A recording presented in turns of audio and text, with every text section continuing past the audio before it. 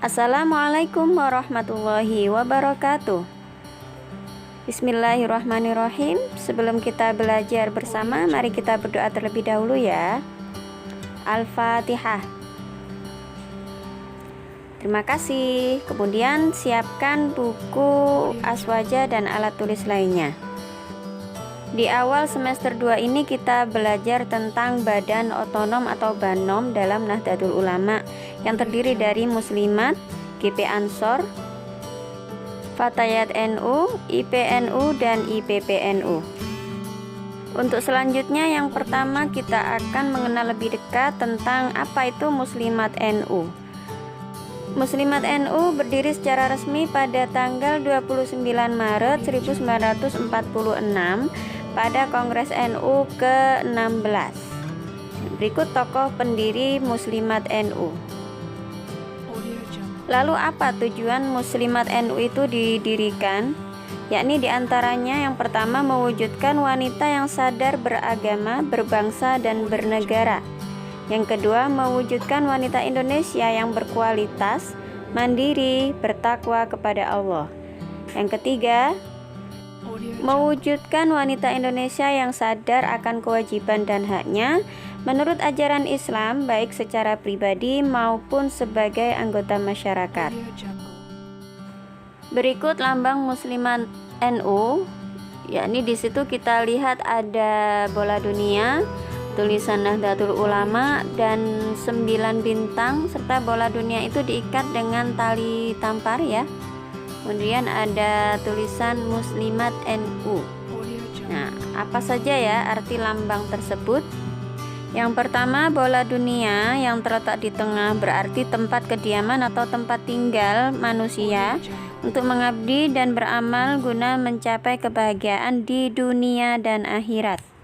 Selanjutnya, tali yang mengikat melambangkan bahwa agama Islam merupakan pengikat kehidupan manusia untuk mengingatkan agar kita selalu tolong-menolong atau saling menolong terhadap sesama dan meningkatkan takwa kepada Allah Subhanahu wa taala.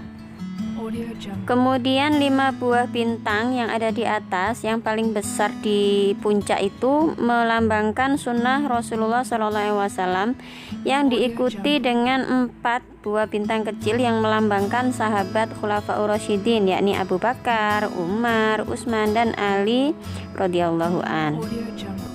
Jumlah seluruh bintang ada 9 yang melambangkan kita dianjurkan untuk meneladani dakwah Wali Songo.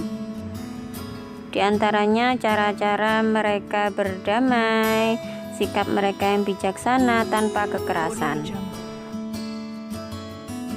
Kemudian warna putih pada tulisan atau gambar Muslimat NU itu melambangkan ketulusan atau keikhlasan kita ya dalam beramal dan sebagainya. Lalu warna hijau itu menunjukkan kesejukan dan kedamaian. Kemudian tulisan NU melambangkan bahwa Muslimat organisasinya merupakan bagian dari Nahdlatul Ulama yang senantiasa meneruskan perjuangan ulama. Selanjutnya, tentang struktur organisasi Muslimat NU, di sini ada tingkat kepengurusan Muslimat NU. Masih ingat ya anak-anak ya, dalam NU itu ada tingkat kepengurusan, di mana di tingkat pusat itu ada pimpinan pusat yang disingkat dengan PP. Lalu di bawahnya ada pimpinan wilayah atau PW yang berada di tingkat provinsi. Kemudian ada pimpinan cabang yang berada di tingkat kabupaten atau kota. Di bawahnya lagi ada pimpinan anak cabang atau PAC yang berada di tingkat kecamatan. Yang terakhir pimpinan ranting atau PR yang berada di tingkat desa atau kelurahan. Bagaimana? Sudah jelas ya? Selanjutnya kita lanjut pada GP Ansor. Salah satu hal yang melatar belakangi berdirinya GP Ansor adalah didorong oleh kondisi pada saat tahun 1921, di mana pada masa itu banyak bermunculan organisasi pemuda yang bersifat kedaerahan seperti Jong Java, Jong Ambon, Jong Sumatera, dan sebagainya. Sehingga atas Ide dari Kiai Haji Abdul Wahab pada tahun 1924 membentuk organisasi sendiri yang bernama Syubanul Waton, yang artinya pemuda tanah air. Syubanul Waton sendiri dipimpin oleh Abdullah Ubaid. Kemudian pada tahun 1931 berdiri PPNU, Persatuan Pemuda NU. Kemudian berubah nama pada tahun 1932 menjadi PNU, yakni Pemuda NU.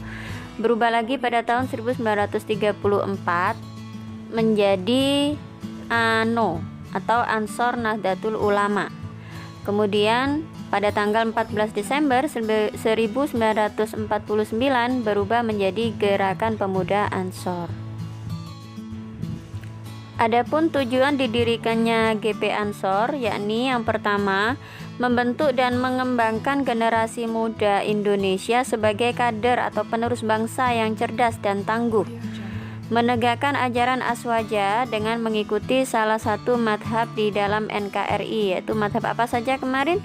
Madhab Syafi'i, Hambali, Hanafi, dan Maliki. Kemudian yang ketiga, GP Ansor berperan aktif dan kritis dalam pembangunan nasional. Adapun lambang GP Ansor berupa gambar segitiga sama sisi dengan garis tebal di luar dan garis tipis di dalam. Dalam bingkai segitiga terdapat gambar bulan sabit yang dikelilingi 9 bintang. Sebuah bintang besar terletak di atas, 4 bintang di sebelah kanan dan 4 bintang di sebelah kiri. Pada bintang besar terdapat 3 sinar di bawah dan 5 sinar di atas. Pada bagian bawah gambar tersebut terdapat tulisan Ansor. Kemudian gambar tersebut berwarna putih di atas kain berwarna hijau. Untuk susunan organisasi GP Ansor, tingkat kepengurusannya sama dengan tingkat kepengurusan yang ada dalam Muslimat NU, mulai dari pusat sampai pada tingkat kelurahan.